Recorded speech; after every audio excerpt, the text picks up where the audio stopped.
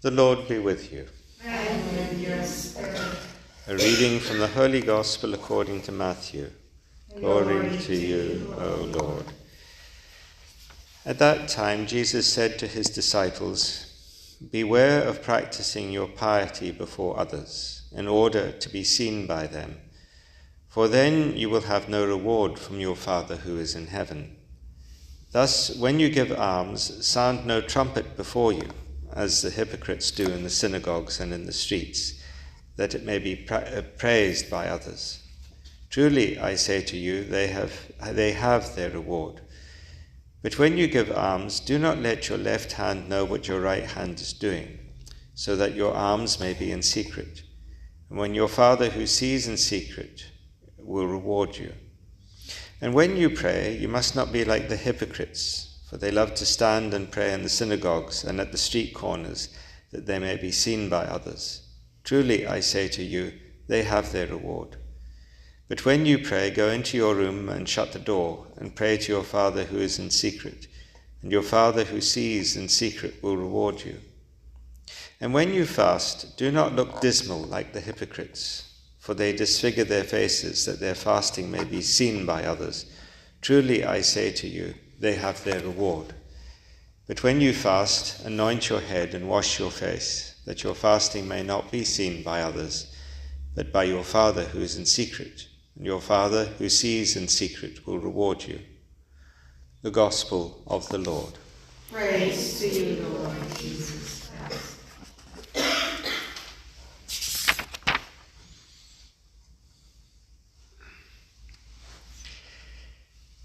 This particular section of Corinthians, where Paul is writing about God loving a cheerful giver, comes at the point in his letter where he is asking them to be generous in their donation to the church in Jerusalem. And I think probably even before St. Paul, but every church leader of any kind has always had problems with collections and parishes. The story always goes that some priests always talk about money and some priests never talk about money.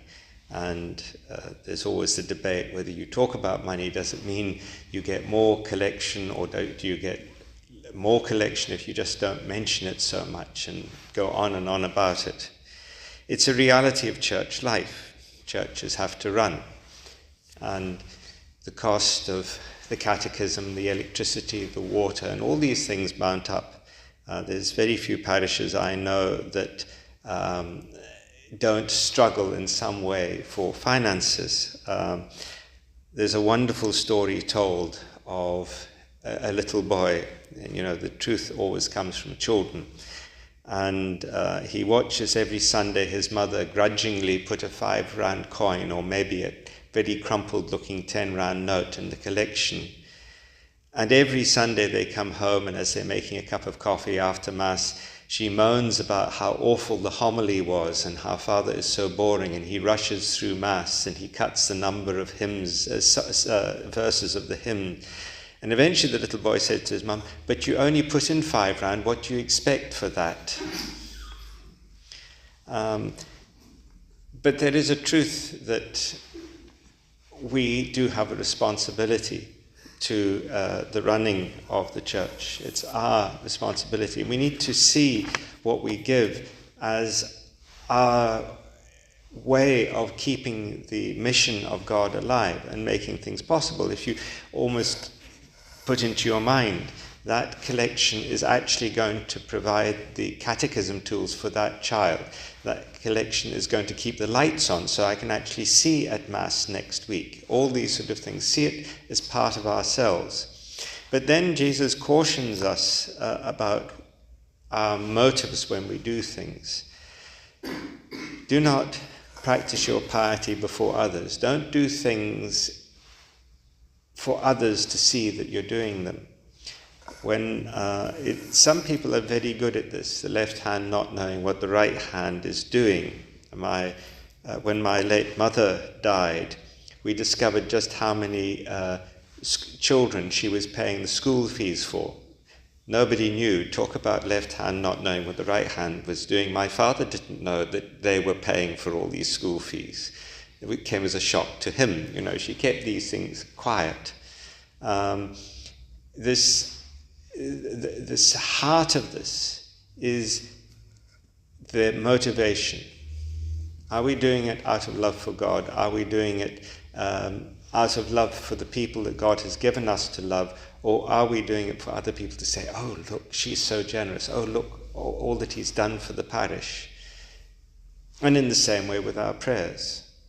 Some people like to be noticed. They like to be the first in the communion queue. They like to make sure everybody notices their family pew at Mass, and they're always there. And it's good, but at the same time that they're there, but they're doing it for other people to think how good they are. I remember a priest once pointing out, I'd never sort of seen this before, but when Jesus says, truly they have their reward, it's in the present tense. In other words, their reward is that everybody thinks they're brilliant and is noticing them. That's the reward. And it's over. Because other people's opinions matter absolutely nothing. The only opinion that matters is God's. And so Jesus is challenging us beyond our giving and beyond our prayer to something even deeper. Our whole relationship with God. Are we constantly aware of God as the background and as the foreground of everything in our lives? When we genuflect when we come in, are we doing it because somebody will make a remark or think less of us because we haven't genuflected? Are we doing it just out of habit because we were taught to do it as a child? Or are we really bowing ourselves before God, who we know to be present there? And that goes right across everything that we do. How aware are we of God in everything that we do?